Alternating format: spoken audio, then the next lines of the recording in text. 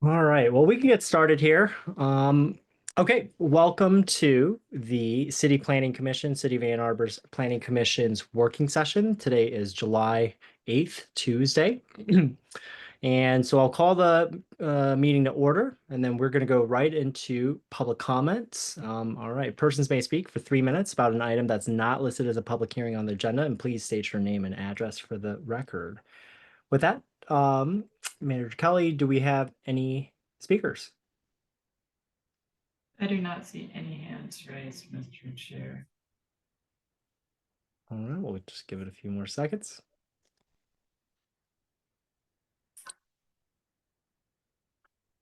Okay. We do let's- have a hand raised now. Great. All right. Caller with the phone number ending with 134, you can unmute and address the Planning Commission for up to 3 minutes. Perfect. Thank you, Mr. Leonard and Chair Lee. This is Ken Garber, 28 Haverhill Court. I was taken by surprise. I thought you would do a roll call, and instead, I'm first up. So, thank you for the opportunity. I know you'll be discussing possible bylaws changes tonight regarding public comment. I don't know if you know, but last night City Council considered similar changes in the bylaws for the new Sustainability Commission. The draft bylaws specified 2-minute comments instead of 3, and 1 comment period instead of 2 that the previous Energy and Environmental Commissions had made standard. It turned out that Council rejected that, voting to retain 3-minute public comments and 2 separate public comment periods for the new commission. You know me, I comment a lot, and so it won't surprise you to hear that I think you should keep the current public comment structure. I think I understand your frustration. You've been meeting weekly for a long time now, for 6 hours or more at a time, not counting preparatory work outside of meetings. You have to sit there silently and listen to dozens of public commenters, some of whom are disrespectful, misinformed, ignorant about planning processes, with a few putting out conspiracy theories and making ad hominem attacks. Online, you're stereotyped and vilified, which feeds the anger of some people who may show up. I know you're all volunteers with busy professional and family lives, and what you're being asked to suffer on top of an already heavy commission work burden is unfair and unreasonable. I agree. And I don't blame you if you look for ways to make this ordeal more bearable. But please, I ask respectfully, don't restrict public comment. I know that's a lot to ask at this time of maximum stress, but you'll be discouraging those people who do show up with constructive comments delivered respectfully. 2 minutes is not nearly enough time to make a coherent statement on many, for example, on many UDC changes. Setting a time limit, including possibly advanced signups, would be a deterrent to many people. And I don't think separate end of meeting comments have been a problem. I think, if nothing else, they're an incentive for a few of us to stick around. And I think the feedback has generally been useful. So I guess my bottom line comment is, you'll save yourself some aggravation and some time, which is worth something for sure. But I'm kind of a free speech absolutist. I believe I'm that. sorry, your time is now up, Mr. Thank you. Garber. Thank you. Thank you, Mr. Garber. All right, I think we have another caller.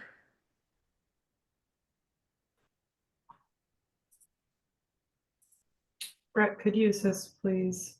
You're happy to. Caller with the phone number ending with 411, you can unmute and address the Planning Commission for 3 minutes.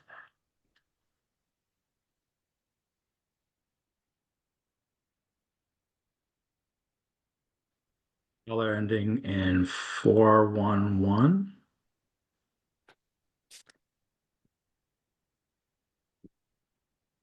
Let me try that again.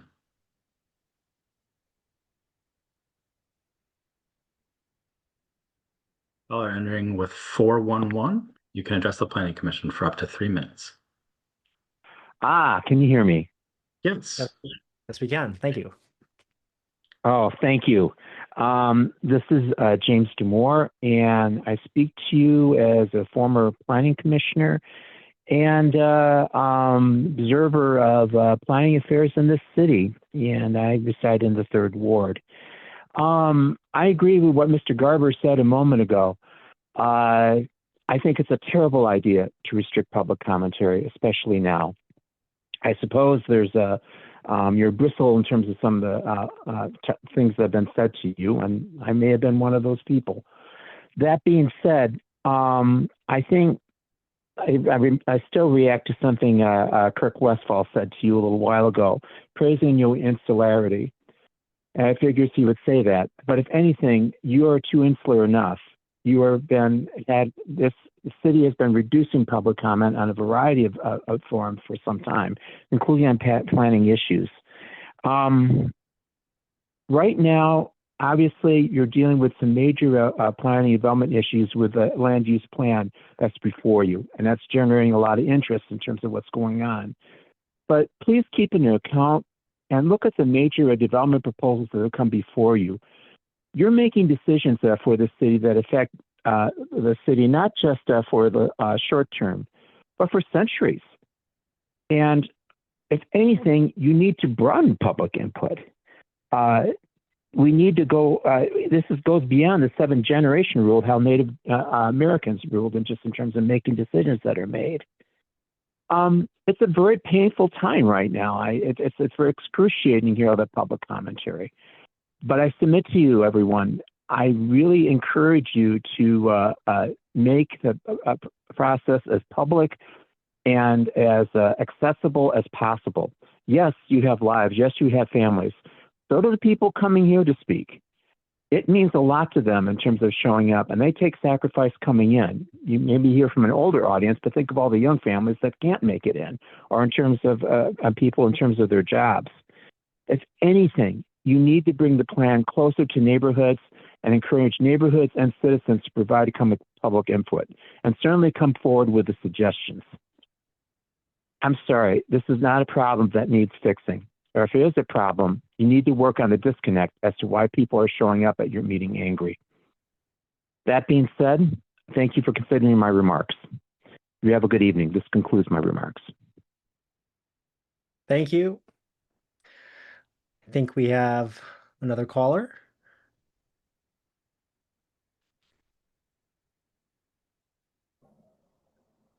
Jirka Lattis, you have 3 minutes to address the planning commission. Good evening. This is Jirka Lattis calling from the 1st Ward. I'll try to keep this brief since I know the comp plan is not on the agenda tonight, but I wanted to respond to some of the comments from last week that were arguing for downzoning parcels that happen to be adjacent to natural features and parks. I also have the good fortune to live near Argo Pond, but I can tell you that by far the worst impacts that I can see are caused by the very high mode share of private cars of people accessing these natural features. We have a pretty dangerous car parking free-for-all on most summer afternoons that engulfs the unpaved roads around the canoe livery in clouds of dust. And there's also the constant noise and toxic runoff from the highway, as well as boats with polluting outboard motors. None of these negative impacts are related to the number of people living in directly adjacent parcels. And especially, I think, since new developments will be required to meet stringent requirements for stormwater management, erosion control, outdoor lighting, and all the other technical standards that exist for good reasons. I think, if anything, we need to be giving more people the opportunity to live near these natural features so that they can enjoy them. Thank you. All right. Thank you for your comments. Do we have any other callers on the line that would like to speak at this time? No other hands are raised, Charlie. All right, we'll give it a few more seconds. Okay, with that, we can move on. And as a point of order. Mr. Garber did point out we didn't call roll, but I had skipped it because this is a working session. I just wanted to check with you, Manager Leonard, to see if you wanted to call roll, but all good. All right, with that, we are going to move on to presentations. This is an annual organizational meeting discussion, and the Planning Commission is discussing items in advance of taking action at the July 15th meeting, and the topics review include a review of bylaws, work programs, election of officers, and we can also talk about other organizational items. With that, I'm going to turn it over to staff, Manager Leonard, or Manager Kelly. Yes, it is that time of year. If you look back at your mid-July meeting last year, this is when we did election of officers and all of these items that are required by your bylaws to be reviewed annually. And so there are a handful of topics today. There is a staff memo in your packet, and I can also share screen shortly and review each of them, but in short, there is an annual review of bylaws, your work program, election of officers, committee assignments, and also some of this just to see if there's any possibility of cutting down on some of the polling via email, expression of interest in support from the department budget to attend the Michigan Association of Planning Conference, which will be in Kalamazoo this year. And it looks like we might need to pick a new date for your retreat. So that's another item. But we can start with the order of items in the memo, and I'll just share screen to walk through that. So as far as bylaws, we did an extensive cleanup last year that included gender neutral language. It included adjustments to your requirement for taking action on items for quorum. There were other cleanup items in there, but there was a pretty extensive review. And so we didn't have too much new to suggest, except for one pain point has been the lack of flexibility in adjusting public comment periods when you have a very high volume of commenters. So when you have 100 people show up to a planning commission meeting and the first 2.5, et cetera, hours period of time is no action items, that can be really challenging. It's challenging for commissioners who sometimes by the time you get to an action item and then you have to go through maybe a comprehensive plan or a regular site plan before that, it can be taxing and it can be challenging. So we did discuss with the city attorney's office some options for you, and we have those bulleted here. Some options are to limit public comment to 2 minutes per speaker. I happen to know, for example, this is the default for Detroit City Council. I formerly staffed that, and it seemed to work okay in terms of people getting their ideas out. There is an option to start the first public comment period with a 1 hour maximum. That would require some kind of additional administrative work to maintain a sign-up list. You could allow the chair flexibility in modifying the order of agenda items, or some ability to flexibly modify the comment length on the fly. So there are other options that are possible. I'm not sure if this is something the commission is interested in, but it is something we thought would be useful to raise. So I'll stop here, and before we move on to other items, just discuss the bylaws. We'll start with Commissioner Adams, and we'll go to Commissioner Hammerschmidt. Commissioner Adams. Yeah, I support the staff's recommendation to cap the first comment period to 1 hour. I think it's a change that we badly need to make. I think there are, two groups of people in Ann Arbor. There are individuals who can come and show up in our meetings and comment. And then there's a much larger group of people who can't. And I was in that group before I was on planning commission. I've got young kids. I can't, it's hard for me to show up physically to a meeting. There's a lot of folks in that bucket. And we know that from the views that we get on the video, which we can see, and it's hundreds, and in some cases we've cracked like 500-600 people watching these things. When we have a first public comment period that pushes the substance of our discussion out 2 to 3 hours after the start of a meeting, we are depriving both groups of people. We hurt both groups of people. We hurt the public who is watching, who wants to watch, the ability to watch it in real time, because people can't stay up that late. And then we also hurt the people in the room.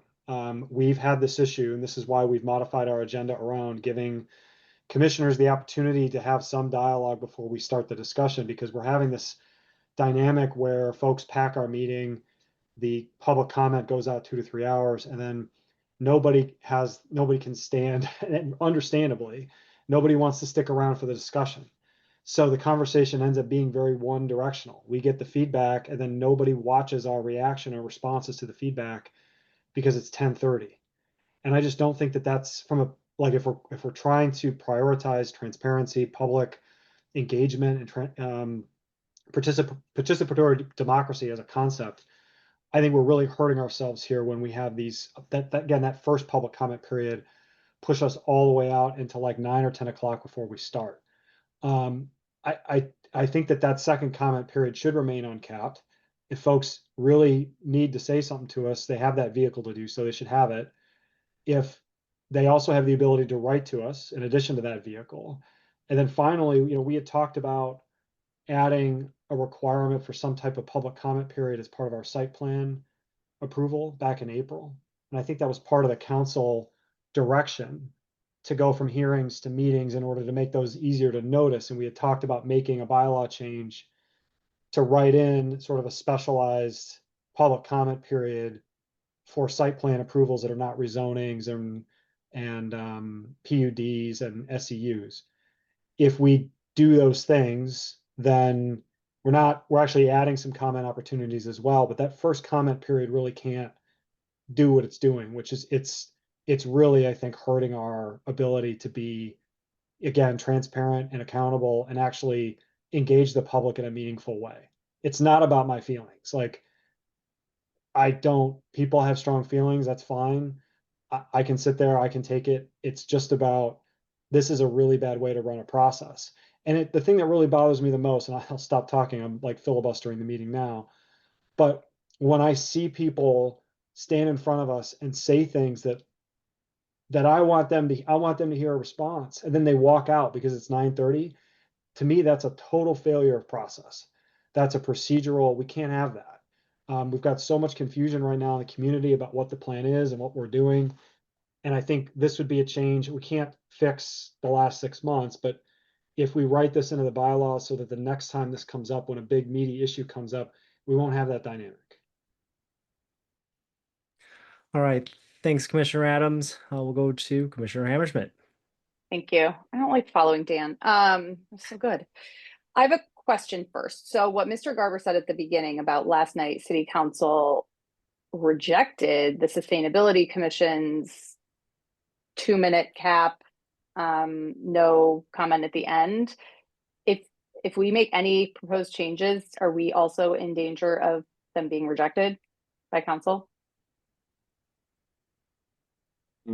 I wasn't at the meeting, so I can't speak firsthand. I would certainly take that forward, but my official response is I think that the city council does have to approve the bylaws. I think that they consider both. I think they consider them independently. I think one distinction is frankly the frequency with which the planning commission meets and the status of the planning commission as a body that makes decisions versus being purely an advisory board. But I see a hand from somebody who was there. Yeah, I'd like to hear what she has to say. I was there, and for a change, I remember what happened. So the reason that, so the standard, the city has now a standard format for public comment. and it is is it 2 minutes? Right? It's 3. Yeah, it's 3 minutes, but nothing at the end of the meeting. And so the reason that this came up that's how the Sustainability Commission bylaws came in, looking like that. And then people commented, both from the floor and commissioners or council members commented, that on both the Energy and the Environmental Commission, there had always been 2 comment periods. So those commissions were merged into sustainability, and then the new sort of standard framework was imposed. Well, obviously the standard isn't exactly fully worked out as a standard. And that was why it was rejected, because we split yes, we actually changed it. We said they get 2 comment periods. First, we said they should come back to us and let us know if they want to change and add the second, and that failed. And so then we added the second. So there's no reason for us to, we could take away the second comment period and then we'd be closer to the standard. Okay. But we can keep the second comment period in the way that we're wanting to keep it. That is the way council works. Council Right. the open at the beginning, it's a limited amount of time, and then we have comments spillover. But the difference between planning commission's comment period and council's is that it's sign up. You have to sign up for that. So the overflow has already signed up. So what we allow is spontaneity. And in fact, at both ends of the meeting, you can speak twice. That would be one thing that we could consider, is if you spoke at the beginning, maybe not at the end. But the reasons articulated for the period at the end is that people reflect on what they've heard and they want to speak. That came up at the council table. So we have free reign over Okay. what we would want to do. So I don't think that was succinct, but it does let you know what happened. No, that was really helpful. Thanks. So I appreciate the commenters. The last thing I want to do is anything that's going to stifle public comment and public input. But with that said, I think there are a lot of different ways that people can contact us. And I agree with Dan that the current method is unsustainable. The fact that we've had to push meetings up till 5:30, I know is really tough on people. I just keep thinking, like, what's going to happen when we actually go to rezonings? It's probably just going to get worse. So I don't know. I don't want to. I don't know what I think is the best idea. The sign up thing and like putting more burden on staff to have to manage that. Like, I don't think I love that idea. I think I would support a reduction in time to like 2 minutes per commenter. I think like the last commenter got things in well under 2 minutes. And then I don't know, sure, you could always come back at the end if you didn't get all of your stuff said. Commissioner And Hammerschmidt, in terms of Yeah. staff, please, you don't have to take the signups. We are also impacted by, 3-hour comment periods. So that's true. That's true. Okay. you Yeah. don't have to, if you like that idea, don't worry about the staff component. Okay, well, I like the idea of capping the time, but I don't like to an hour and a half or whatever. I just don't know the most equitable way to do that without a sign up, I guess, but I don't even know if that's super equitable. But I think at minimum, I would like to see what would happen if we reduced it by that's like 33%. And the 3-hour comment period at 3 minutes, you're taking like an hour out right there if you cap it at like 2 minutes. So, okay, I'm going to hear what other people have to say. All right, thank you. We'll go to Commissioner Weatherby and then White. So I don't disagree with anything that anybody said, but I feel like I wouldn't want to make changes to this process now because it's right in the middle of an important piece, an important thing we're doing.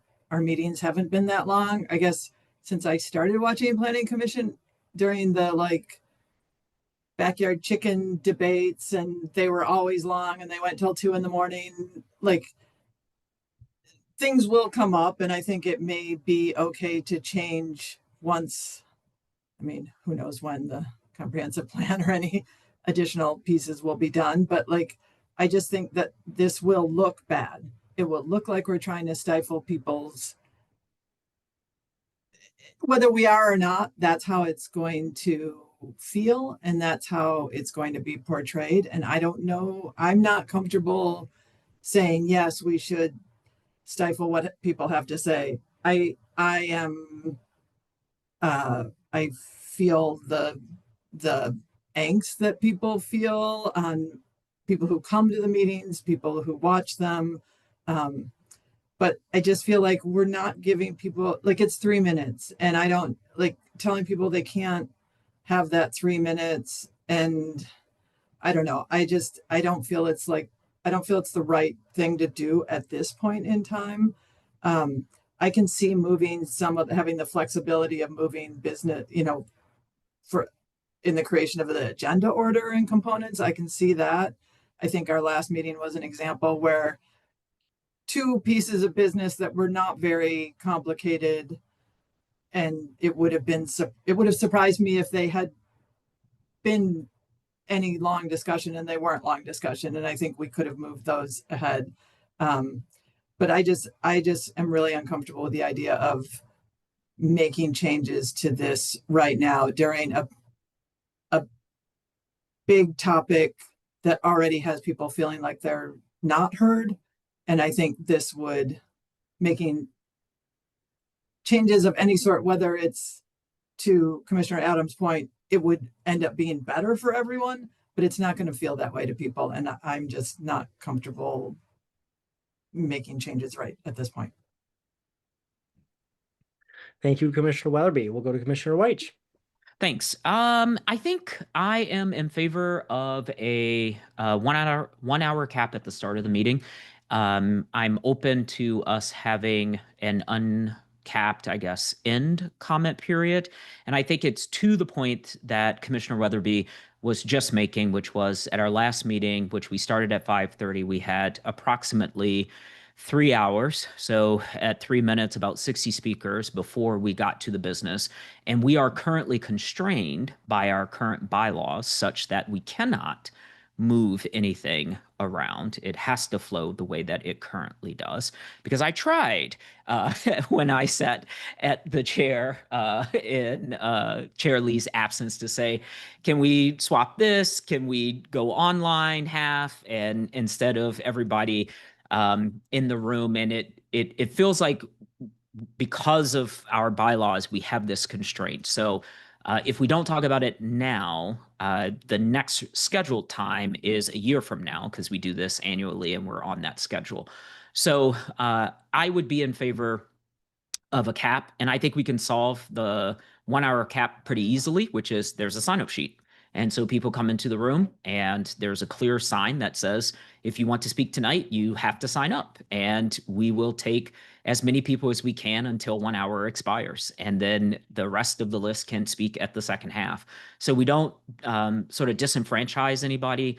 It doesn't require people to call in. It doesn't, I think, put any extra burden on staff, though I understand that it is not our responsibility to manage the burdens of staff. And I think it could be managed by the chair pretty easily. So people could sign up, and then the chair has a call list and they can just go through that. So those are my thoughts. Thank you. We'll go to Commissioner Norton. And by the way, that was 1 minute, 50 seconds. So 2 minutes apparently is an excellent amount of time to be able to get things across. Commissioner Norton. A couple of thoughts. I would definitely be in support of creating the flexibility to move things around. If we can see there are a lot of folks who want to make public comment, it makes great sense to me to move things in front of that we know will not take much time. It was kind of brutal to make the applicants sit for 3 hours waiting for public comment. That really didn't affect them too much. So I would go along with that. I have, and I've only been on the Planning Commission for a year. My sense is, before we really got into the meat of the master plan, the comprehensive plan, we didn't have these horrendously long meetings. So I'm a little bit reticent to make a big change that will have an effect farther than what it needs to go. Is one issue. I'm very concerned with Commissioner Weatherby that people are feeling really anxious about what's happening right now, and they feel the need to be heard. And it's always easy in hindsight being 2020 to look back and say, maybe we could have done our public outreach differently or this way and the other. It's really hard to think about how to do it the best way possible looking forward. But having said that, folks are feeling the need to be heard, and for whatever reason, and I'm pretty reticent to step on that. And frankly, I get some benefit out of, okay, all I will also point out, I may be the only planning commissioner at this point whose kids are out of the house. I'm not sure. So I recognize that I'm not dealing with families that some of you all are, and I totally get the frustration of that as well.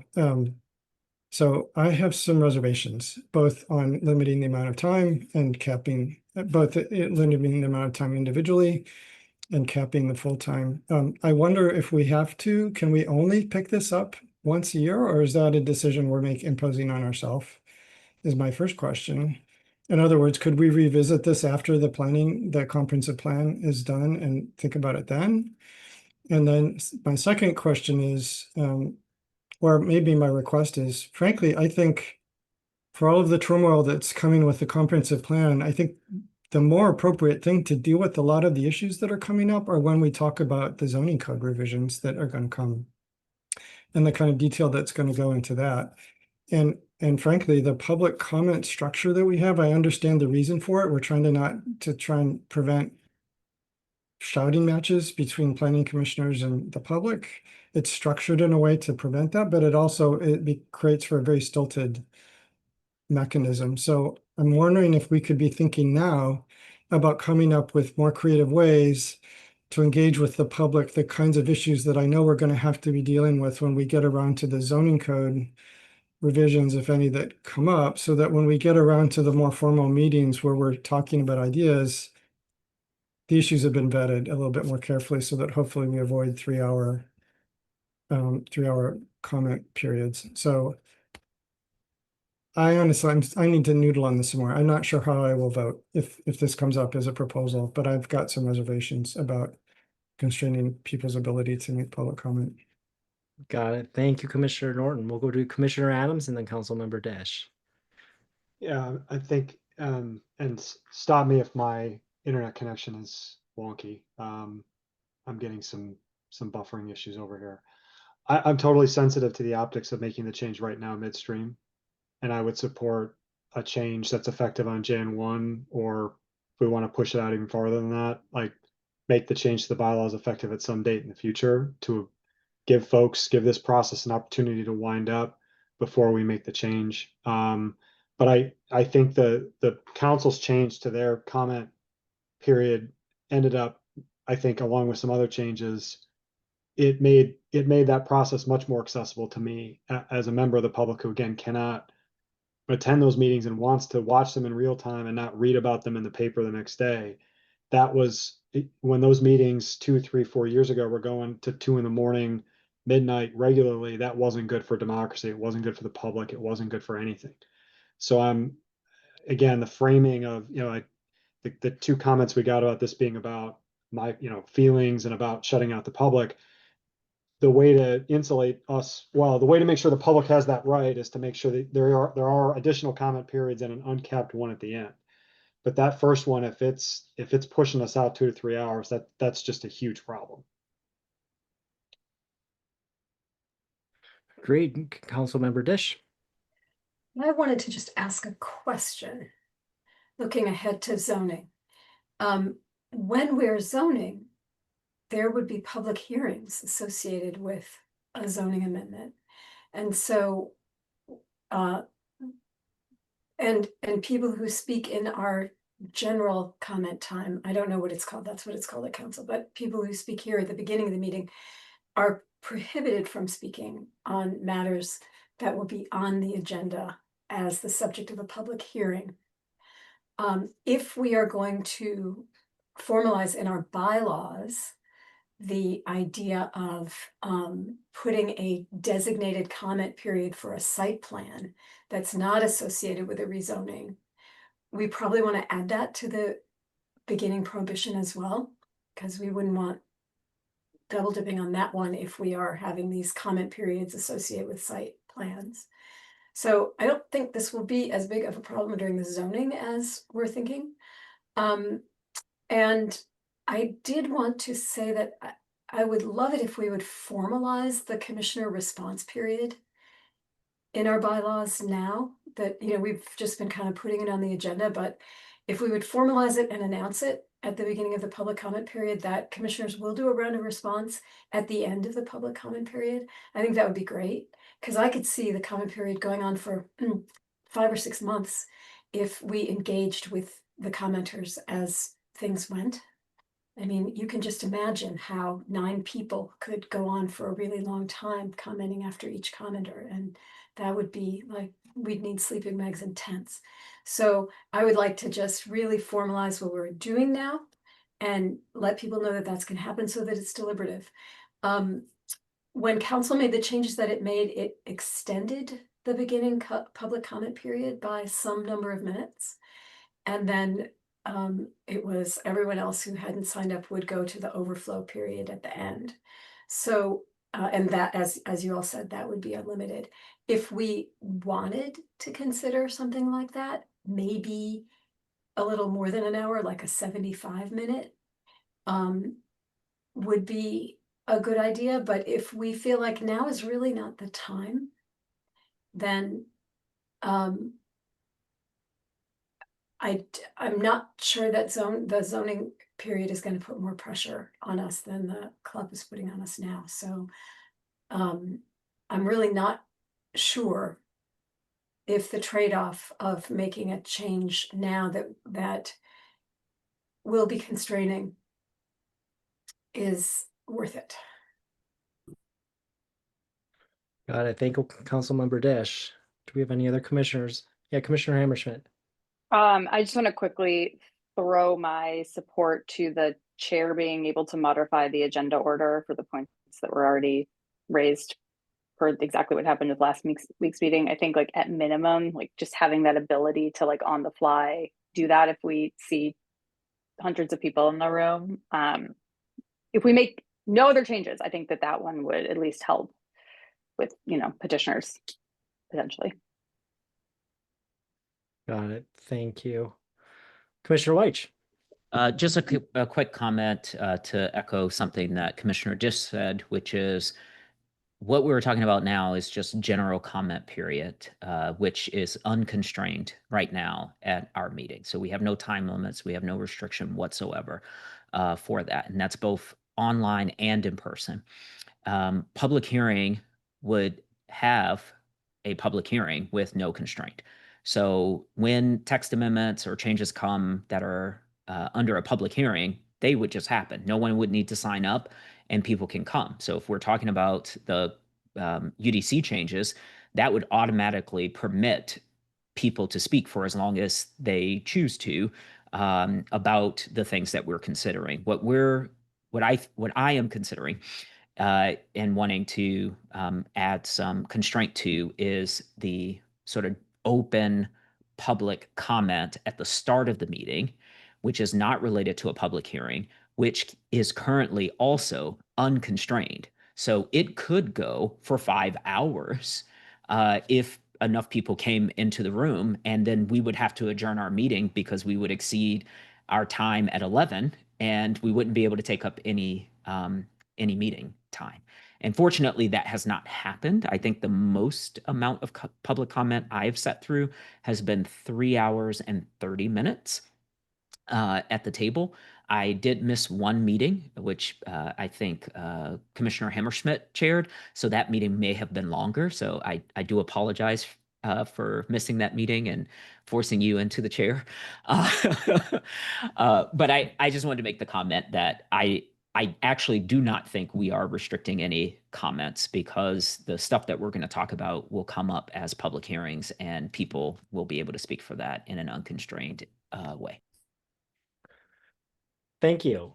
Any other commissioners with thoughts before we move on? I guess I'll proffer my thoughts and kind of where my head's at. I just looked up very briefly what other cities do. Boulder, Colorado, 2 minutes per person. Kalamazoo, 2 minutes per person. Seattle Planning Commission also has 2 minutes per person. And so part of the, I guess, one of the benefits of having a 2 minutes would be, it would actually allow more voices because more people can speak. It just kind of makes it a little tighter, right? And so that's one of the, but I also want to make sure that it's not too restrictive. I've actually been measuring every single person's comments and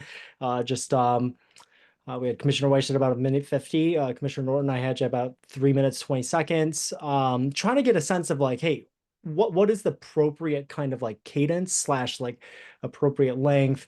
And also I'm just looking at best practices for other, cities. How do they do it, et cetera? Manager Kelly let us know that Detroit has 2 minutes. And so I guess from my standpoint, I see the benefits of actually saying like, reducing the amount of time actually allows for more voices. It just, people have to be prepared to be succinct and to the point. That if it is well prepared and rehearsed, should be plenty of time to get some kind of your salient point across. That being said, yeah, I see plenty of other planning commissions with that. That being said, the question that I have for staff is, procedurally speaking, the amendments to the bylaws, what needs to occur from that process? So we talked about this going to July 15th, and I imagine this is just you kind of getting our feedback and having an open discussion at this working session. And then just remind me what an amendment to the bylaws requires procedurally. It would require 5 affirmative votes And to approve a change to your bylaws.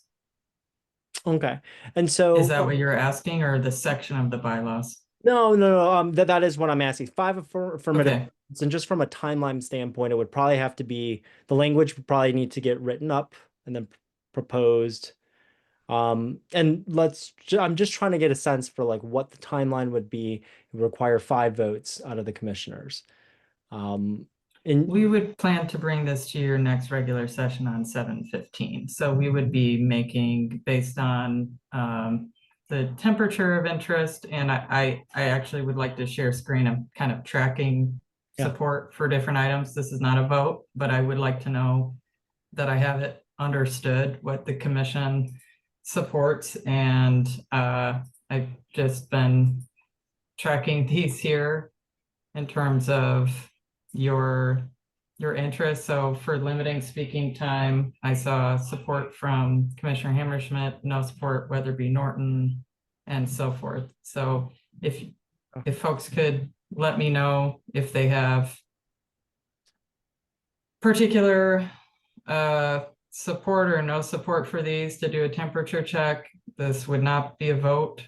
It would just be whether or not I bother to include it in your, to reduce some of the back and forth at the table next week.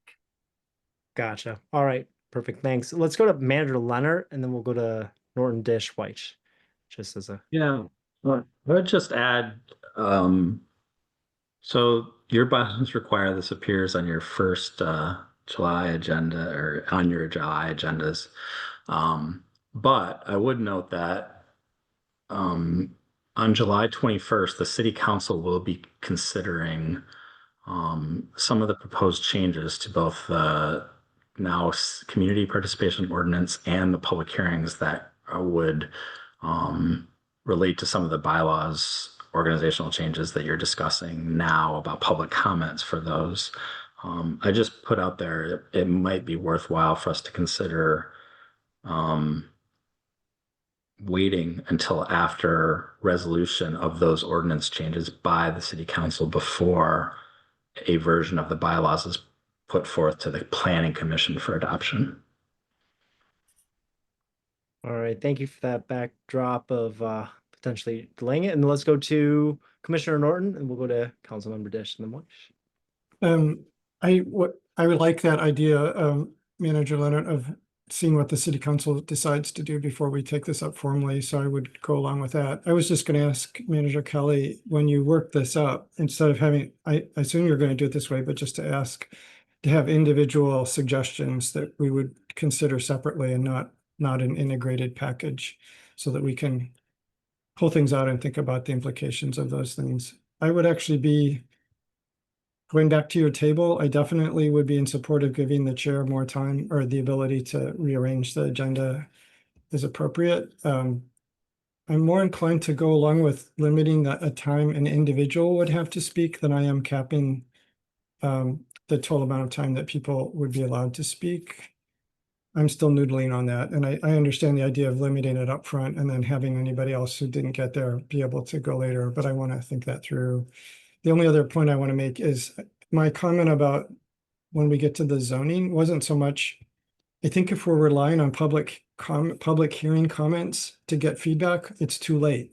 We need to be figuring out, I guess I'm urging Manager Leonard to please work with us to figure out public engagement opportunities for the things that are upcoming in a way that we can hopefully identify what people's concerns are rather than putting a proposal out and then getting inundated with managers. And I know, and I want to go on the record as saying, I know, Mr. Leonard, you've done a ton of stuff and Manager Kelly on our public engagement. And I don't think you're getting share shrift on people's characterization of that, but hindsight's 2020, and let's try and figure out what we could do better moving forward. That was the gist of that request. So thank you. Thank you, Commissioner Norton. Let's go to Councilmember Dish and then Commissioner White. Mix Kelly, could you bring back the table, please? Yes, certainly. Thank you. So I would like to be in for add public comment period to site plans. Yeah, this is something we have to do anyway, so we can just put, okay, staff will do it. Okay, cool, okay. I was tracking some other things sorry. Okay. along the way, so you can just, other can be below this line. Okay, sorry. Then I would like to say I support the possibility of modifying comment length as needed.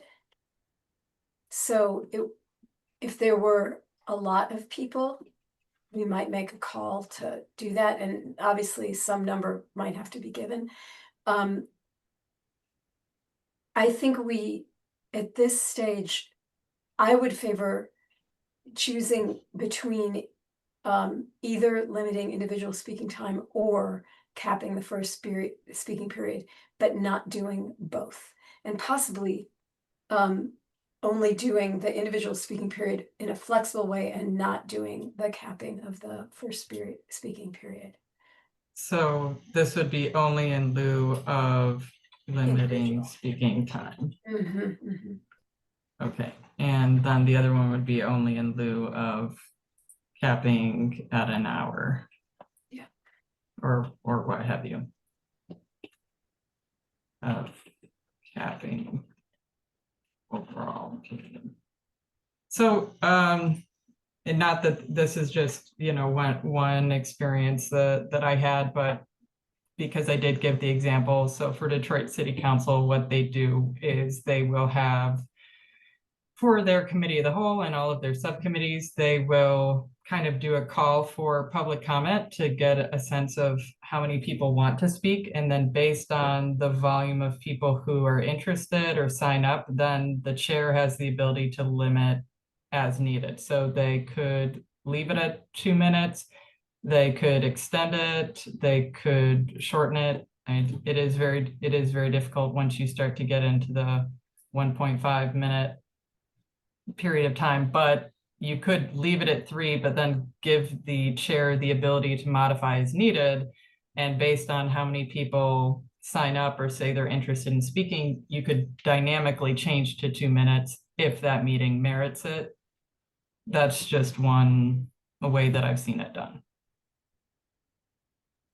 Thank you for that feedback, and let's go to Commissioner White.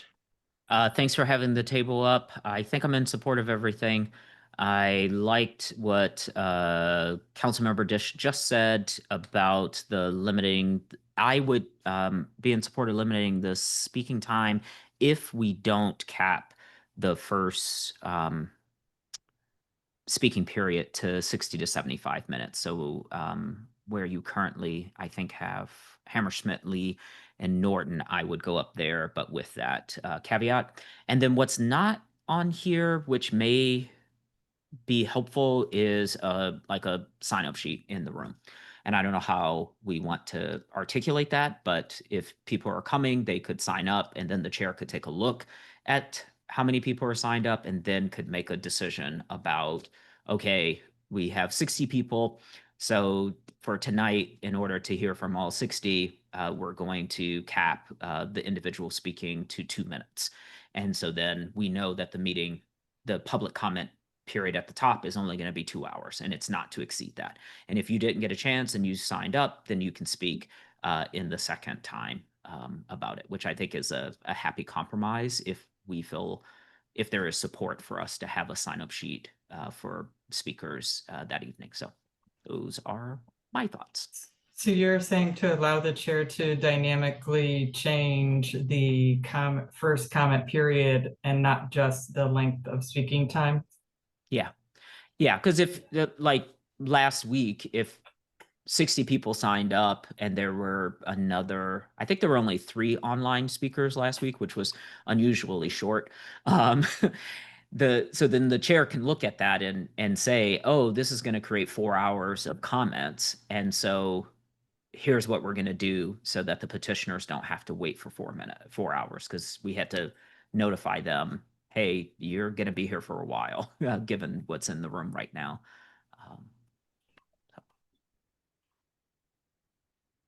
Thanks, Commissioner White. We'll go to Commissioner Weatherby. Yeah, I think a couple of comments I have, and I haven't seen the flexibility on timing, but that feels like a lot of pressure on the chair and a lot of potentially hard feelings, especially if we say something like, oh, you've got 3 minutes. I know before, when I would come before council or planning commission, I would time it and I would practice and then you get there and cutting your time in a third is tricky. And especially for someone like me who's wordy, like I might be able to get something in 3 minutes, but 2 minutes would be really difficult. So that's one piece. And also, sign up sheets versus people online. And if we're really going to say that those are equal, I don't know how that would work necessarily. So there's just a couple of comments. It seems complicated. I know sign up sheets seems to, at least in council, kind of, you have to decide, has this person spoken enough? Because the people who know are the people who seem to do the sign up sheets, and then you get the same commenters. So a lot of times the comments we hear are people who weren't planning on commenting, but who are moved to speak, which can be good or bad, but it gives people more opportunity, which I just feel like more opportunity is good. So Appreciate it. Do we have any other commissioners? Manager Kelly, do you think you have kind of we'll go to Commissioner Adams and then we'll go to Manager Kelly. Real quick, I'm also fine with limiting speaking time and support giving the chair the ability to modify. So I'm sort of on all of the above. Cool. Manager Kelly, how you feeling? Do you think you have enough kind of feedback from us on this particular item? Is there any like absolute no-go for anyone? Like I heard limiting speaking time was no support from Weatherby and Norton. Are there any of these that under no circumstances anyone would like to say, I don't support this under any circumstance? Like, for example, Commissioner Hammerschmidt, are you opposed to the chair modifying speaking length? You're only supportive of the capping the first speaking period. Do I have that right?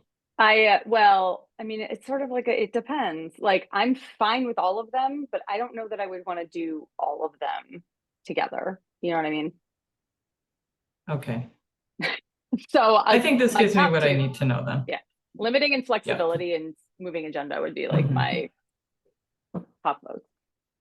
And then Manager Kelly, I'm also in support of formalizing the commissioner response period. I think we should change our agenda to have that be there. And I think there's support across the table. Yeah, I would In agree terms with of, we're that. talking about codifying this in the bylaws. Yes, I think it should be on our standard agenda every gathering or every regular meeting. That Agreed. like 6A, I think is what it is right now. Yeah. And to kind of announce it, say at the end of this speaking time, commissioners will have a chance to respond. Okay. So to Commissioner Norton's request that these come in separately in terms of motions for consideration, that means that you will, I'm not sure how that will exactly work with you won't see exactly how it will be written in the bylaws. So you're not going to get a clean red line for 12 different scenarios. I can do that for one scenario, a staff recommendation, or we could do motions and say, here's potential motions to consider, and they'll be broken down. But that means that you won't see the exact language. You will direct staff to modify and redline the language based on whatever motions you ultimately decide to approve. So I just want to set that expectation that if you are looking for that language, that is going to be difficult to produce unless we create like 7 different red line versions, which I don't think is a great idea. So yeah, with that, we can move on. Okay, gotcha. And then just for clarification of timing, I think there was discussion about seeing what council was going to do on July 21st. Was that still the case? We can do that, and we can separate this particular item out. It's not a public hearing. These are other business items. So we can just move that to an upcoming meeting. It will likely be one of your August meetings. Okay, got it. Commissioner White? Can we get clarification here? Because I'm not in support of that. I think it should be at our meeting on the 15th. I think what council is looking at are site plan comments. I think that's on July 21st, City Council will be considering the resolution that would eliminate public hearing requirements from site plans at Planning Commission and City Council. Right. So given that, I mean, that's the only one that I think if we have one on our bylaw change, and I think that would be the comments during site plan, which you had Yeah, on your table. So that that would would be be- the only one I would say to move to August. All the other ones are not impacted by City Council's decision on the 21st, unless I misunderstood. I agree with that, but I Okay. would, I guess my rationale is that at some point, the Planning Commission is going to adopt a revised set of bylaws or not. Yeah, I can And see they'll that. get You don't want to forwarded have to have City Council. Yeah. two sets of meetings. I just know I won't be here for our first regular meeting in August, and I would like to vote on these bylaw changes if at all Change your possible. vacation So plans. no, thank you. But Okay. I am advocating for myself right here, which is what my responsibility is. So let's leave everything we can on the 15th and then just move the site plan comment to the August meeting. okay, got it. How do other people feel about the timing on that? Any feel strongly about one or the other? And for what it's worth, I'm at a conference next week, July 15th, but I imagine I trust the rest of you to make the appropriate changes. So anybody else feel strongly about timing? If not, then what we'll hopefully do is to see Manager Kelly bring forth the revisions next week, which was, I think, the initial thought process without the element of the site plan one public hearing. Yeah, I'll have to confer after this to figure out the best logistics, but likely you'll vote on a course of action, direct staff to update the bylaws, then you could approve them once they're redlined. We'll sort that out. Got it. That sounds like a plan. Okay. Great. With that, we will go on to the next item, which is the work program. And we'll turn it over to Manager Kelly, and I imagine you probably want to screen share that beautiful redlined spreadsheet. And the good news is we have a lot of completed things on there, which is good. There are a lot of completed things, and there are some things which it was known that it was not a single agenda or a single work program item. It was actually more expansive in terms of the, excuse me, I have to rearrange some screens here. The economic development resolutions, but those. So I don't have a clean version of this, but you will have a clean version once we go through this on the 15th. So briefly, what has changed here? I don't think that we need to keep in perpetuity everything that we've done. However, we did do work in 2022 that's reflected here. I was just going to sort of move that out of the way.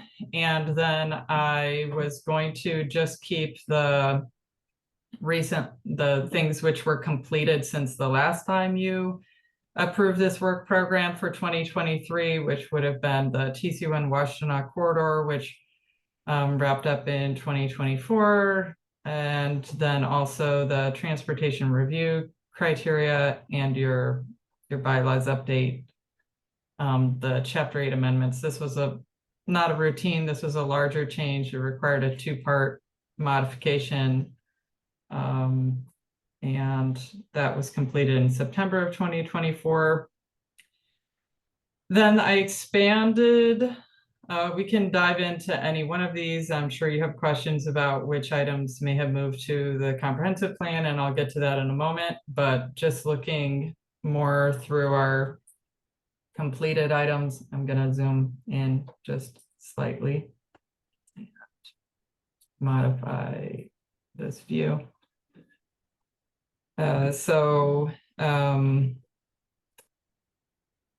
These were newly complete. They were underway, I think, last time you approved this document.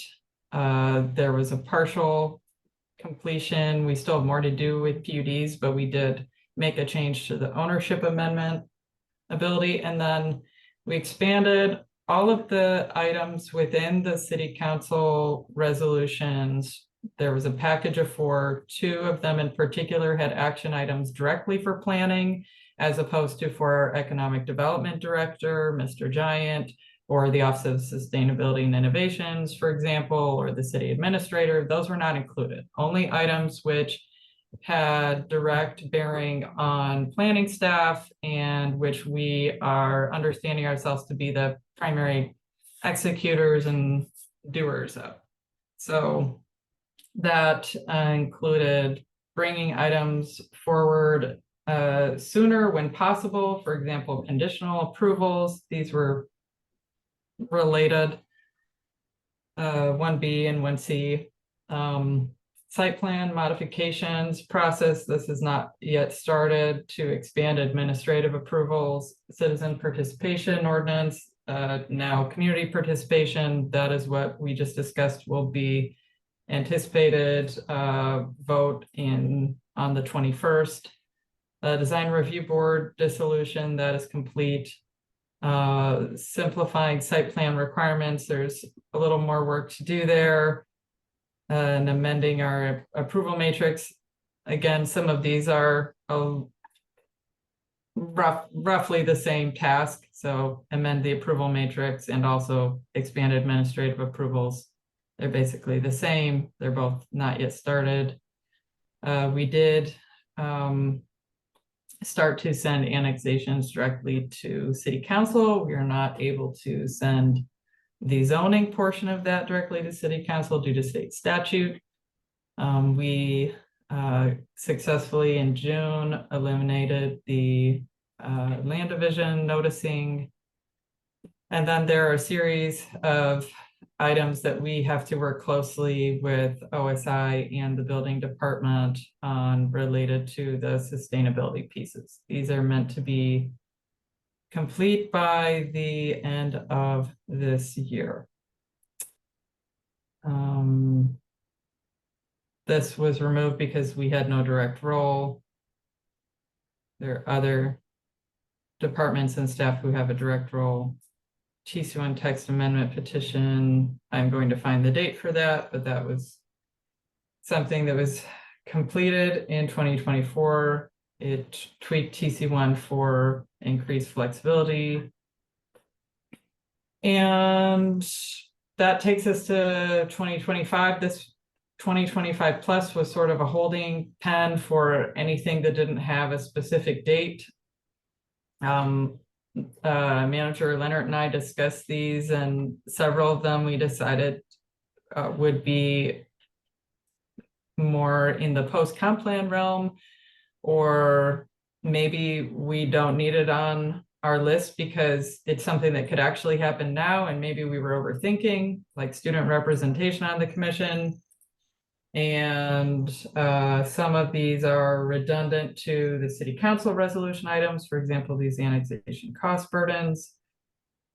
And then there were additionally some other things that had no date, but that we completed.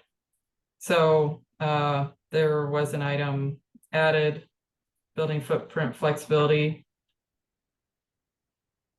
If you look up here in terms of the comprehensive planning capital improvements plan, this year is a modification year. In talks with Kayla Coleman to get that in front of you early before she leaves for parental leave. We are still going to try to get that content to you.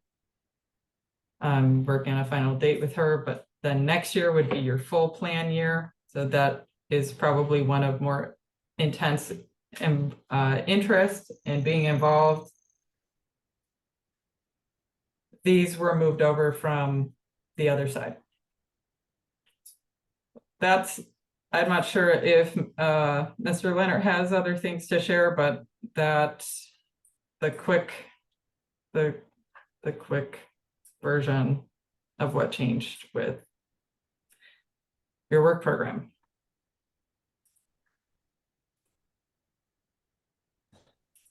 Got it. Manager Leonard. I would just say it's kind of exhausting seeing all the work that you do. The only other thing, I think we talked a little bit about potentially putting on that whole review of the premiums, the height premium relative to the affordable versus environmental.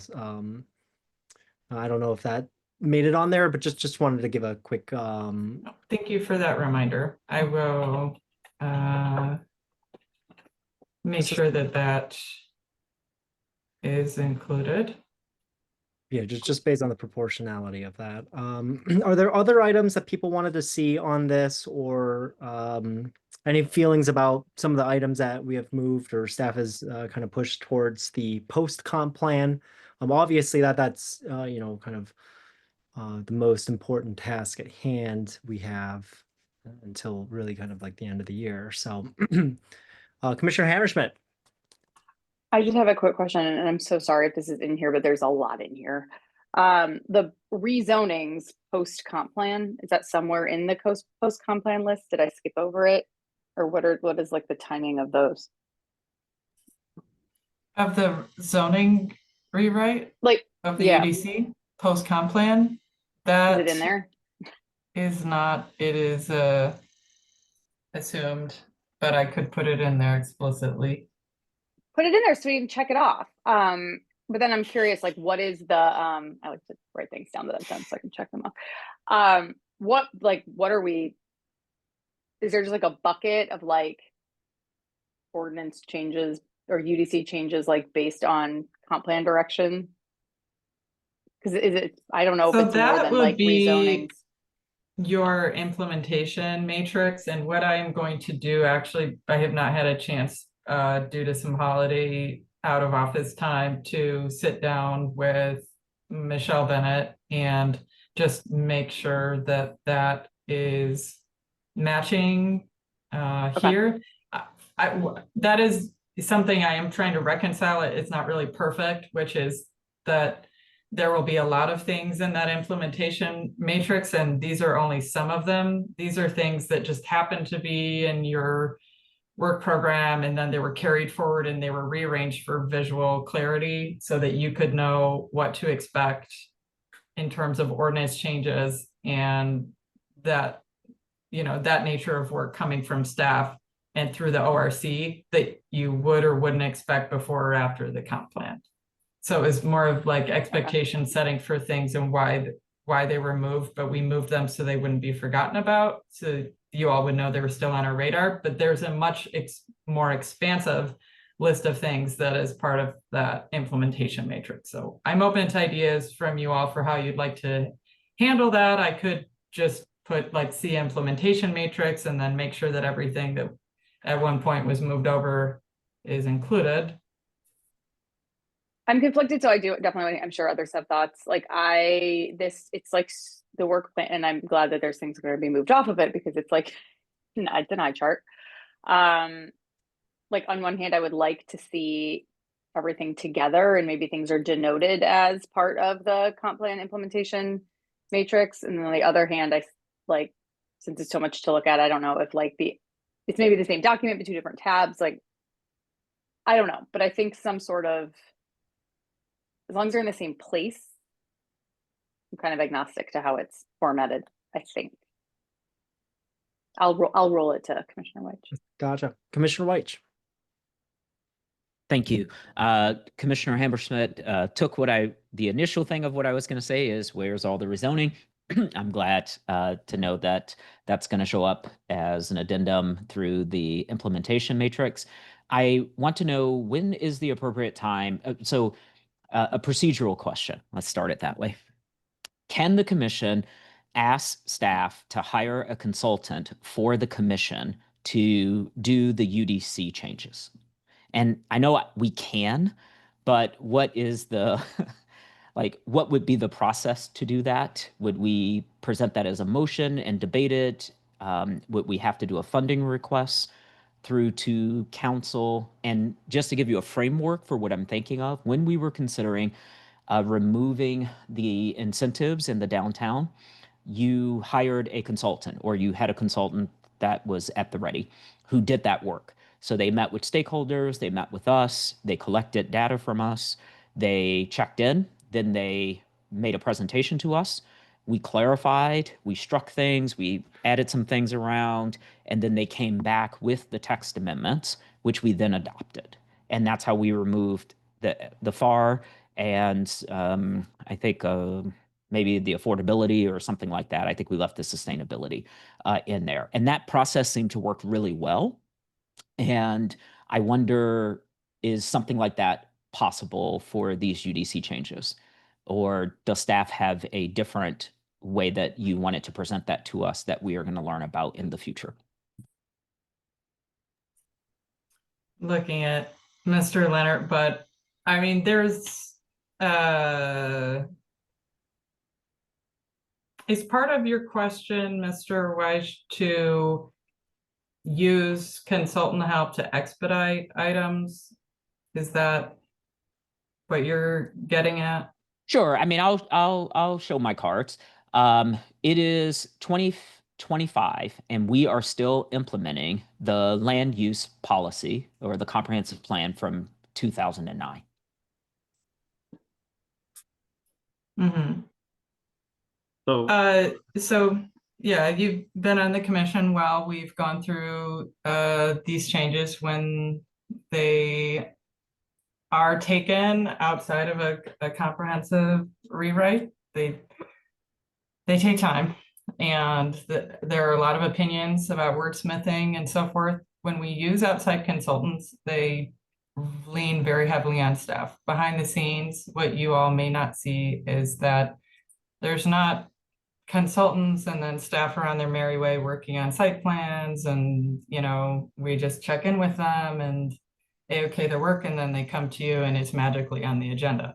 It takes a lot of back and forth. I'm not trying to be, you know, flippant, and I just want to highlight that actually when we use consultant labor, it takes a lot of staff involvement and staff expertise related to the UDC.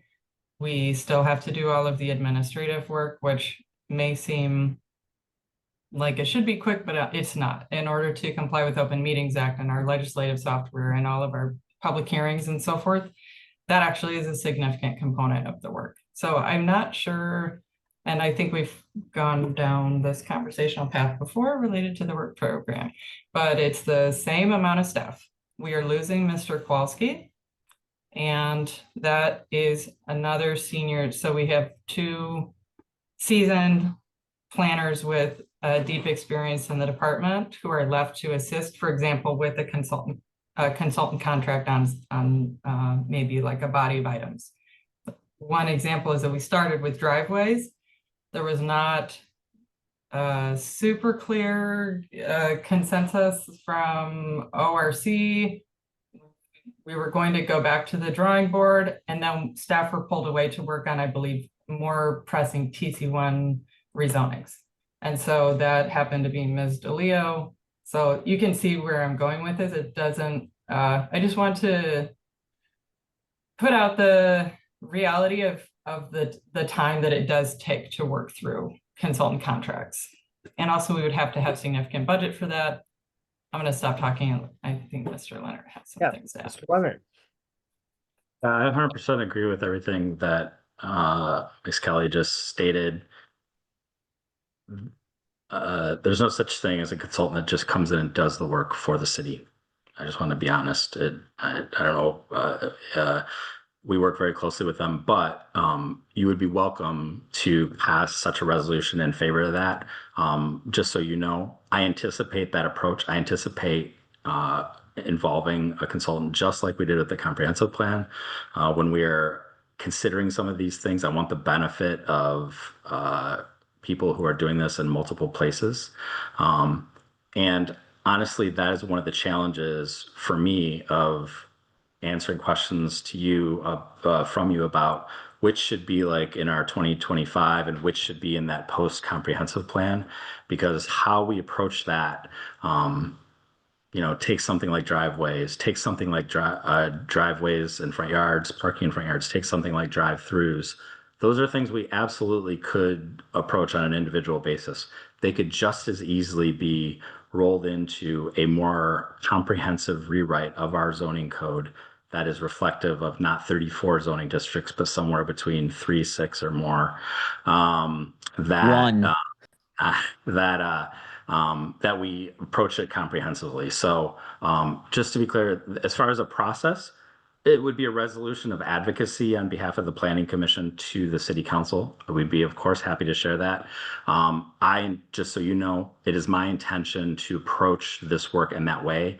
I anticipate from this board and the City Council that there is going to be a desire to move efficiently and quickly through a lot of these things. I am, of course, here to serve. I'm going to do my best, but as you know, sometimes even small things can take time. And so I fully anticipate posing that question for additional consultant resources to help with that. You're welcome to weigh in on that. Ultimately, that's a decision of the city administrator and the City Council to allocate the resources. Honestly, whatever happens in that regard, we will have work to do with or without those resources. But in short, you're welcome to do it. It's not, I totally agree. It's not an automatic like, oh, thank goodness we don't have to do this work and we can just let them talk to you. It takes a lot of staff work, but that doesn't mean we're not going to pursue it. Got it. Thank you, Manager Leonard. Let's go to Commissioner Adams. Sort of on the same vein, I mean, I think I'd be interested in staff's recommendations too on, I think the feedback's well taken about how consultants don't necessarily make things move faster or more efficiently, depending on what the ask is. But I think over the next few weeks and maybe the timescale's more in the next couple of months as we're wrapping things up, if there is a way to, even if it's not necessarily efficient in the sense of getting all the work done by X date, if there's a way to, if there are tools, budgetary allocations, other things that would allow us to move in larger bites. So what I'm imagining here is the politics and the equity around rezoning for hub or transition or low rise, neighborhood by neighborhood, district by district. seems extraordinarily problematic to me. That we're going to have neighborhoods coming in that know how to pull on the levers of power and asking for different treatment in different districts. And that's going to crank up the pressure and increase the risk of an outcome that isn't really fair or defensible from an equity standpoint and isn't the right policy. So to the extent possible, I think there's like, again, tackling these things less block by block and looking at it from okay, can we do hub in one shot? Can we do like how can we move, and getting that feedback from staff so we know what to ask for? Because I'd be very happy to support a resolution of council saying we need these 3 things in order to move in an orderly and fair way through the process of rezoning. We need this kind of budget, we need this kind of staff, we need this kind of help in order to make sure that this gets rolled out in a fair, equitable way that advances the city council's policy priorities, and not, in a sort of a slower, piecemeal, drip by drip fashion that just creates a lot of, again, unnecessary political pressure to get us to bad outcomes. Got it. And I do appreciate these comments. I do want to bring it back to the work plan, seeing if there's things that we want to add or subtract from it. I don't know if there's other folks that want to keep talking about the consultancy, but I just want to make sure that we stay on track with giving Manager Kelly feedback on that. And we'll go to Commissioner Weich. I think for me, this is the work plan. So I'm not separating them because this is about what we're going to do next. So if I'm misunderstanding that we are not going to work on the rezoning next year, that is a huge clarification that I would appreciate. Yeah, well, my understanding was that the implementation matrix really is, it's not that this isn't on the 2026 work plan. This will be through the implementation matrix. That's my understanding. Manager Kelly, do you want to add anything to that? That's my understanding as well. Is what we've kind of done here is, like I said, the comp plan items are in here only in the sense that we moved them around from previous line items because they didn't make sense to tackle before the comp plan was approved.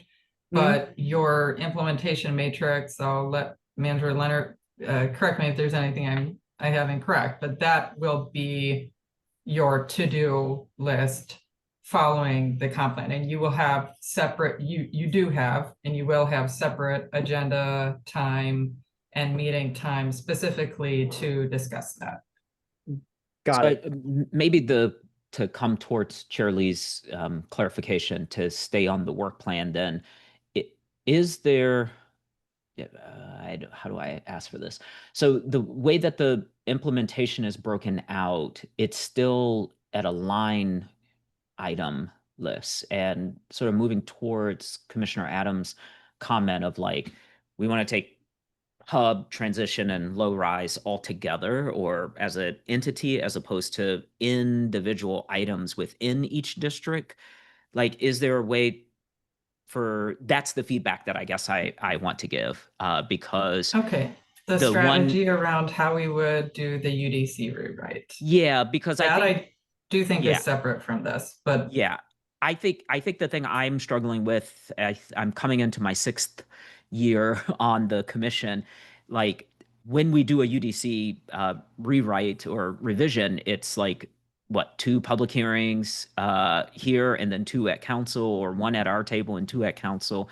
And it just takes a lot of time. Like that one rewrite that we did on TC1 to put in the land banks, I mean, that took almost 9 months to move through. And that was just one item. And so I don't have any sense into staff capacity. I think you do. And so when you hear the request, you can hear it against staff capacity, but that's not front and center. So then I don't know why. And so part of my reach is, hey, this process worked, and I wonder if we could replicate that process as we go here. So there seems like there may be a memo from Mr. Leonard to help with this, because sometimes you write memos to explain these things.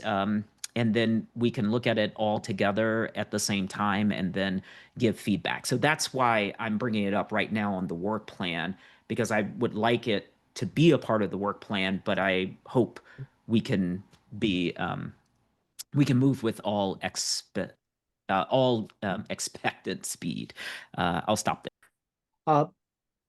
Absolutely. So it sounds like what I'm hearing is that you would like to add implementation strategies to 2026 or even 2025, really, is kind of what I'm hearing. Yeah, I think it has to, if we're going to implement anything in the comprehensive land use, we have to figure out what the strategy is going to be. And right now, what I'm hearing is the strategy is the implementation matrix. Yep. And I'm just asking for clarification of whether or not we can do that in a more holistic way as opposed to a line by line. And so I don't think that's been answered yet, but that is my question. Okay, gotcha. And all right, let's go to Commissioner Norton, then we'll go to Manager Leonard.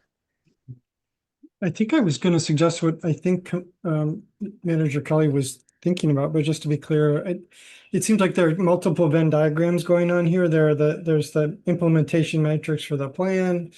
It's got multiple years of tasks laid out or timeframes. And then there are a bunch of these items in the work plan that are carryovers that we've been talking about for a while, some of which we put off and others just for a reason. It would be helpful, I think, Manager Kelly, to sit down with Planner Bennett and kind of work through the implementation matrix and kind of sort things out by where things are falling and then organize them into an annual work plan and kind of do that integration. But I think we started this conversation saying you were going to do that. I think what I'm, oh, go ahead. And I think that would then lead to where Commissioner Weiss wants to go, which is what's the strategy for how do we link things together and work on them in a coherent fashion so that it's efficient. I don't know that I just added anything except to say, yes, please integrate. That would be helpful. It may be best if I take this post-comprehensive plan list, take it out of your work program. I think that's confusing things, and just make sure nothing from this is, make sure that these items are included in your implementation matrix. And I can figure out with Ms. Bennett the best way to do that. But I think perhaps there's like the implementation matrix, and then there's this mini work program carryover implementation matrix that's not helpful. And the purpose was what I described before. It was just to demonstrate that we weren't just removing things from your work program and they were going into the ether or forgotten about, but I can migrate them, and the most appropriate place for them is to have them in one consolidated place that you discuss as part of the comprehensive plan, and that would be the implementation matrix. Got it. Thank you, Manager Leonard.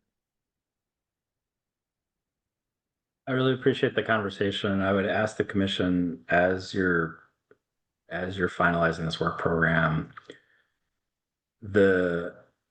my initial when you're talking about rezoning all of the hub areas at once or all of the residential areas at once, I totally get the approach, but I just want to be fully honest. When I think about the history of the city taking on large swaths of rezoning like that, they do tend to drag out. I think about I think the TC1 was probably a pretty great success story. We were able to create that district, and by, whether it was in spite of or because we considered those rezonings on a sort of corridor by corridor basis. I don't know what the alternative would have been if we had noticed and had simultaneous discussion of all of the corridors at once for that. Prior to me, I think about the pretty significant shift for the downtown zoning when the D1 and D2 was created. That was a multi-year initiative of both the planning and zoning implementation of that. So we will of course try to do what the Planning Commission and the council desire, but that's something that you might be mindful in the context of the comprehensive plan. Part of that is your implementation schedule, and if that is something that you feel strongly about, we might want to think about how we memorialize that right in the implementation schedule, so that when I am tasked and you are tasked with figuring out how we are going to rezone all of the corridors in the city all at once, we are moving towards that direction and understanding just if that is approached differently, what does that mean? Just the more clarity at the planning process as to how you envision moving forward with that, I think will be helpful for us to figure out what does that mean for resources in order to approach it in that way. And again, to reiterate, my initial thought is that that sounds really challenging to do it on a citywide basis like that. But, you know, I am sure that that approach has worked in some regard somewhere in some communities. So I totally get the reasons why.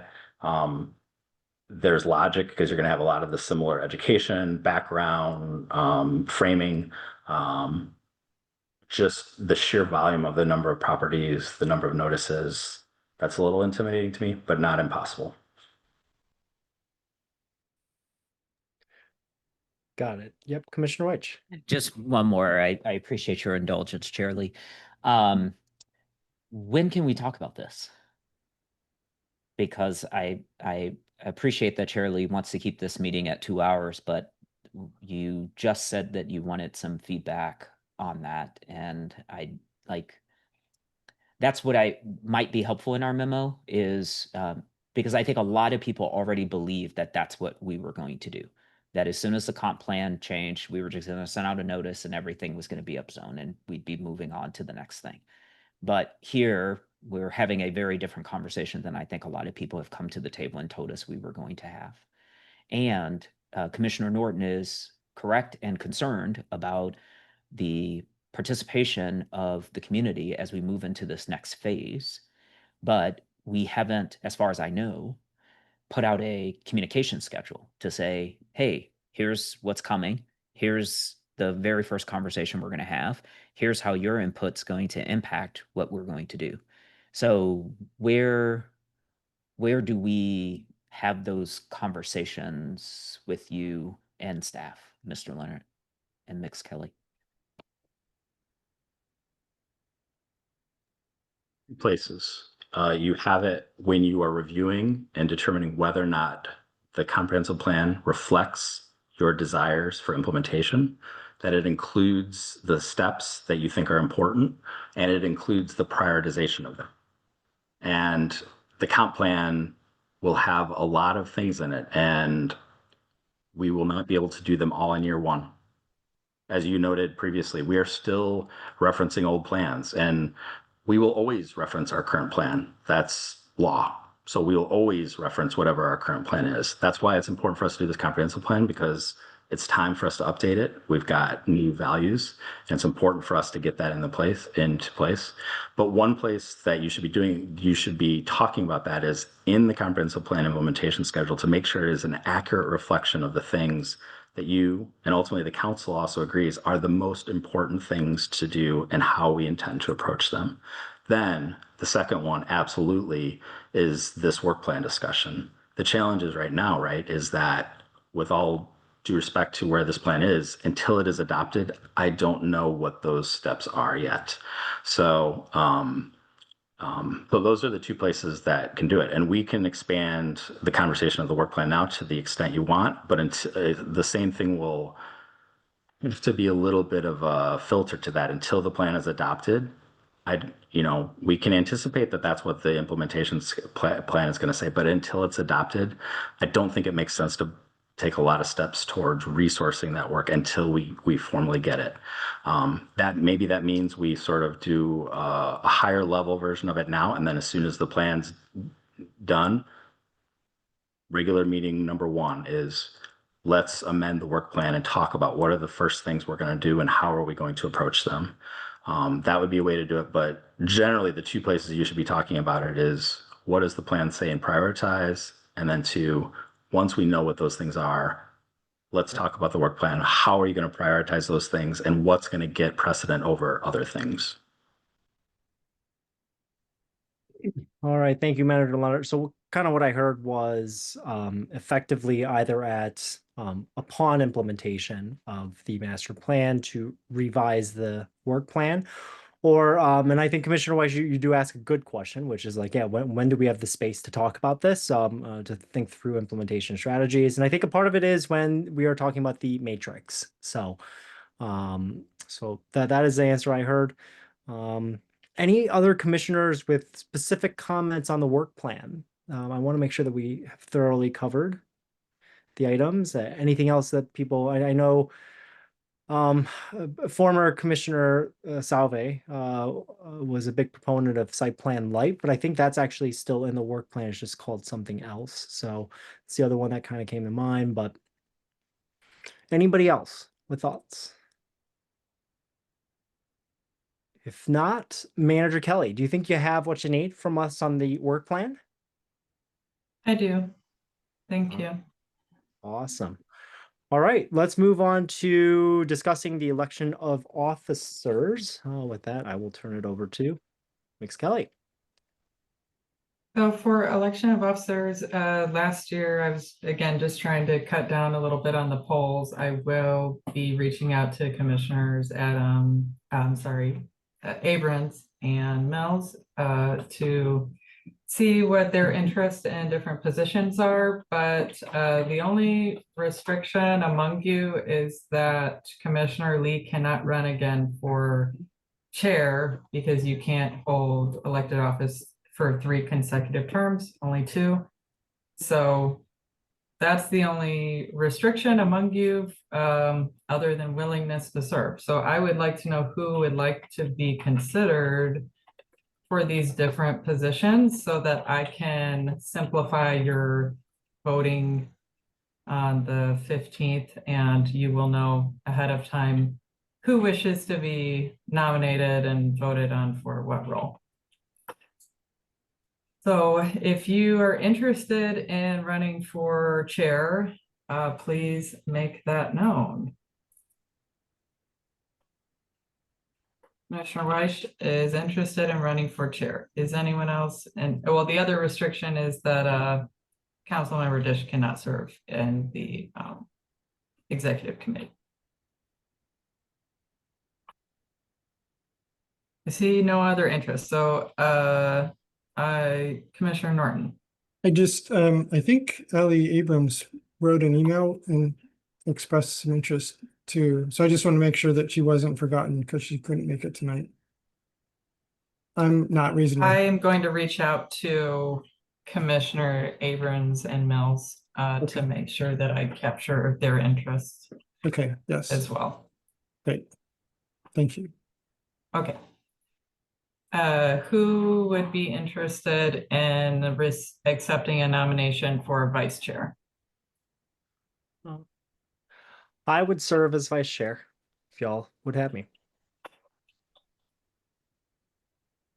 Is anyone else interested in submitting their name for vice chair? I'll just say I would do that, but I'm also happy to stay secretary because I think I still have 1 more year of eligibility. The way that we'll vote will be chair, then vice chair, then secretary. So who, like if you and Lee were both, for example, being considered for vice chair, and for example, let's say Commissioner Lee was elected for vice chair, then you could still be considered for secretary. I think it should be exhaustive of like anything you're willing to submit your name for. I just don't like losing votes. It makes me feel like I'm not popular. Is it popular to spend extra time on the City Planning Commission than you already do? I don't know. Were you not here last year when we moved all the things around? It was quite a meeting. So I'm not getting a enthusiastic yes, so I'll say no.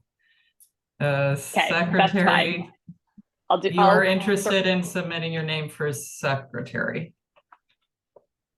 Okay. Is anyone else interested in accepting a nomination for secretary? Don't be shy. Okay, I will check with, that gives us at least, if commissioners who aren't present are not interested in this, then that will make that particular portion of the meeting go fairly smoothly. If there's only one person interested in accepting a nomination per position. So I will move on for now. Then that takes us to committee assignments. And our comprehensive plan review committee has migrated to those topics are under consideration by the full body. So we are planning to strike that subcommittee because functionally we've been creating new meetings for you all to discuss this as a whole. That was based on direction that we received I think last year. Or earlier at the beginning of this year. The Ordinance Revisions Committee, the current participants are Abrams, Adams, Norton, Hammerschmidt, and Mills. It is, not everyone can attend all the time, and that's okay. It is higher than kind of average for a subcommittee, but I just wanted to check in to see if those who are on that, obviously I can only ask 3 of you if you're interested in continuing on the ORC. I'm fine continuing to serve. I'm I also- am too, but you could also kick me off if it was too many people. I have all the definitive. Well, but I'm the good committee tonight. assignments are actually, I think, approved technically by the chair. So it wouldn't be up to me. But generally, the chair accepts the willingness to serve of the members. At least that's been my experience. Mr. Adams, you said you would like to continue to stay on? Okay. So no changes to that we know of to ORC, which is fine. The executive committee will be determined once you go through your voting. And environmental commission is being reconfigured into a sustainability commission. They will not be retaining a liaison. Weatherby's position on ZBA is appointed by council. That is separate from the other subcommittees, since that is a full board organized by state statute. So the Transportation Commission is the other one I had a question on. Mr. Lee, are you attending those meetings? We don't get a regular update from you, so I'm not sure what the liaison role, I'm not sure what you are intending to do with that role. Sure. Yeah, I haven't attending the meetings. There's generally I try to communicate to them. I think it's more that I communicate to them what's happening on the community. What we're doing? Okay. Yeah, more so than the other way around. A lot of the things are things very specific to like traffic calming or presentations on risk reduction in corridors, things of that nature. Yeah, I plan to serve, continuing to serve on transportation. I want to make sure that my liaison reports are relevant to, things that the commission's taking up here. But I find that it's mostly the other way around. I'm usually the one, yeah. I got But it. yep. So, yeah, I'll continue to serve in that role. Understood. Okay. And that concludes the items that I had in the memo. I also mentioned participation in the Michigan Association of Planning Conference. The last, I think we had 3 years ago, Commissioner Weiss. The last 2 years, Commissioner Lee.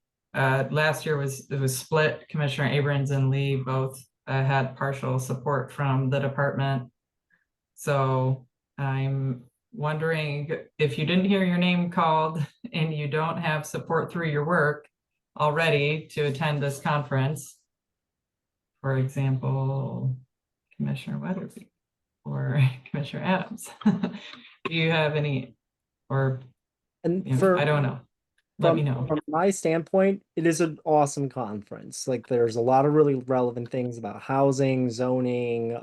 There's also I find the legal seminars to be super helpful, whether it's some of the challenges to the essential nexus of zoning. So I would recommend whoever hasn't gone to go.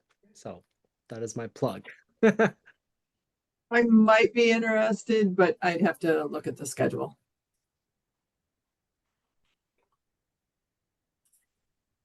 I'm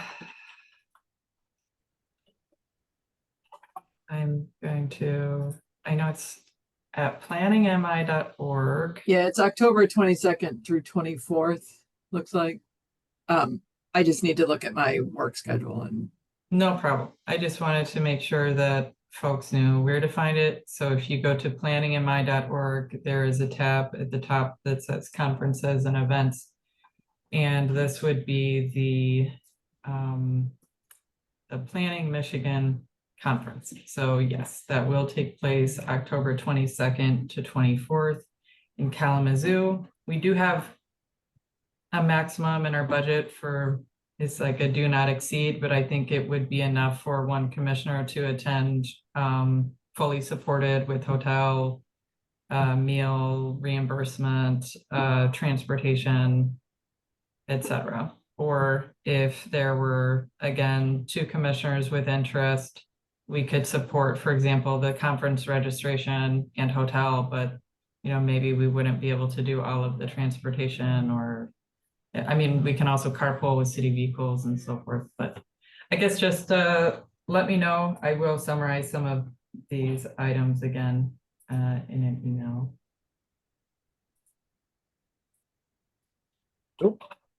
All right.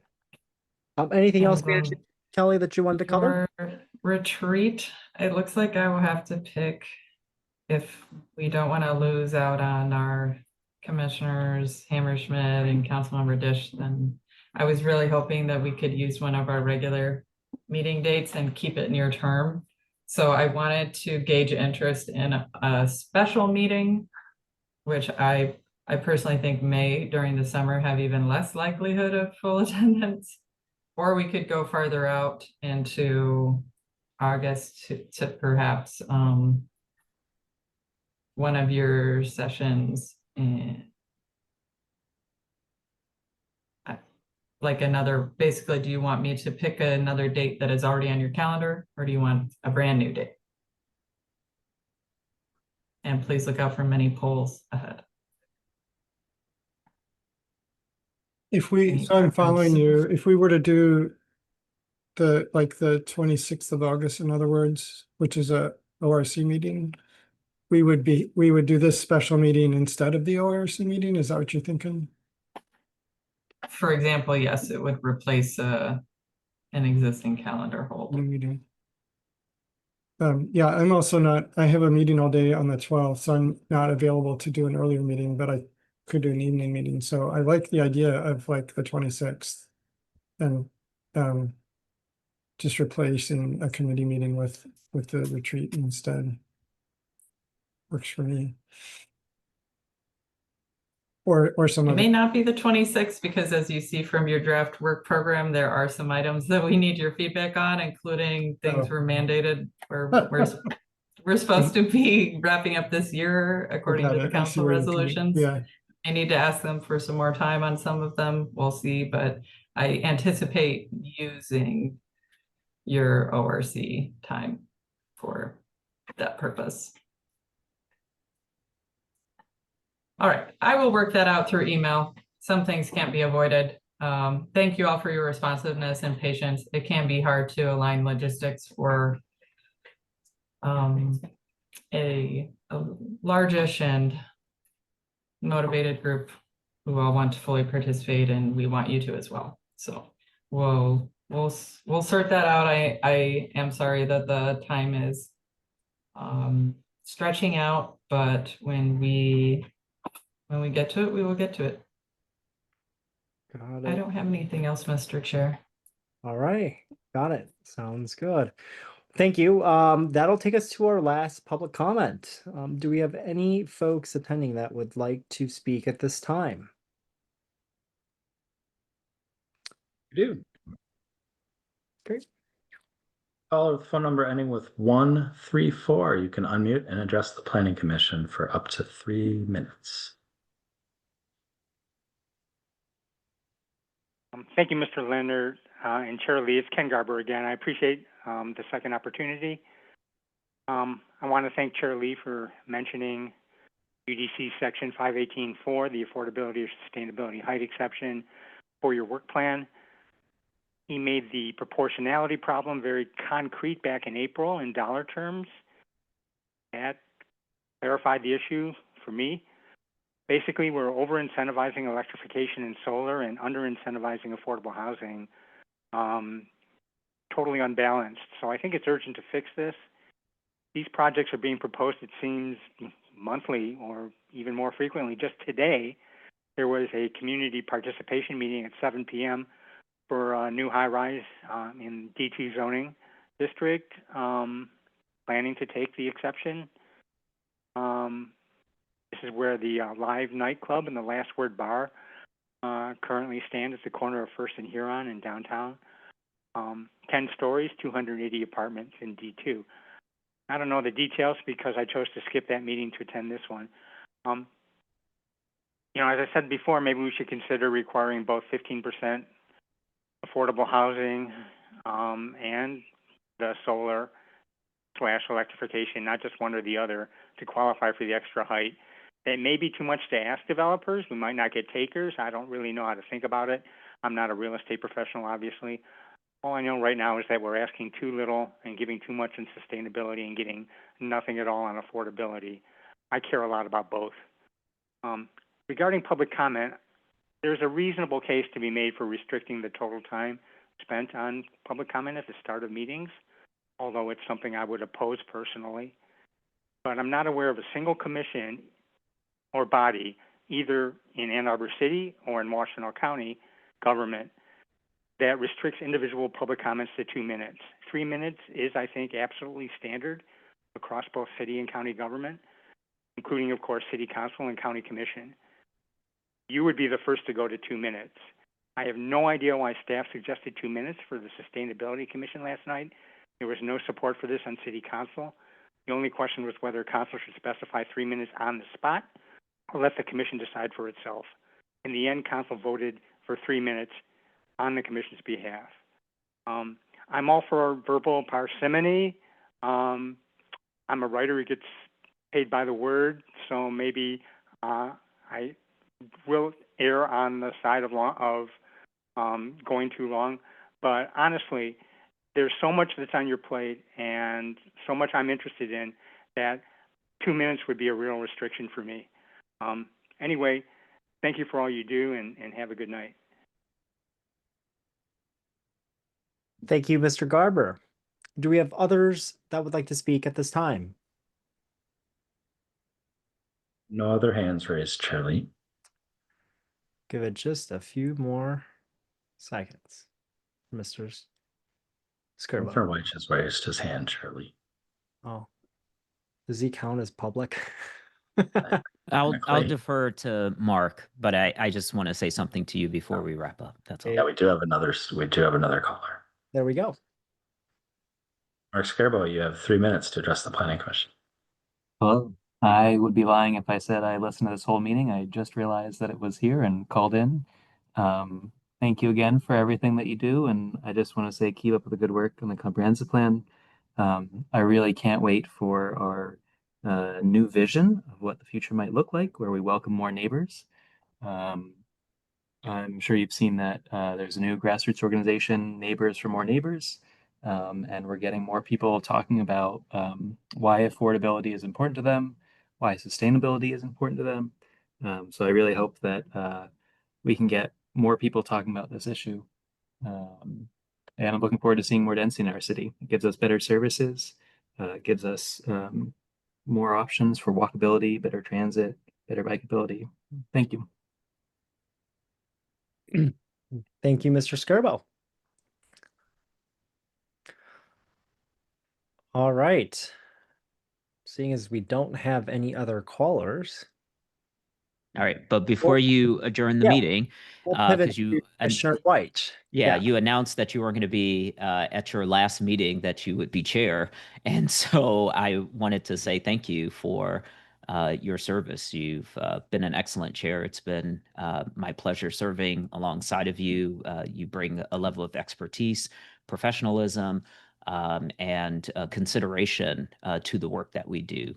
You have a stern upper lip in dealing with all of the comments that we get, and many of those comments are targeted towards you personally. And I think you have been an exemplar of how to be a volunteer in a public-facing way, dealing with the criticism of a public in spite of your circumstance. And I think you've done that admirably. I think you've done it with distinction. And it's been my pleasure having you as our chair. Here, Oh, here. Thank you, Commissioner Wedge. Very, very kind of you. So, okay, without further ado, I think that's the last item on our agenda. Without anything else, we'll move to adjournment. Thank you all for joining us this Tuesday evening. Have a good night.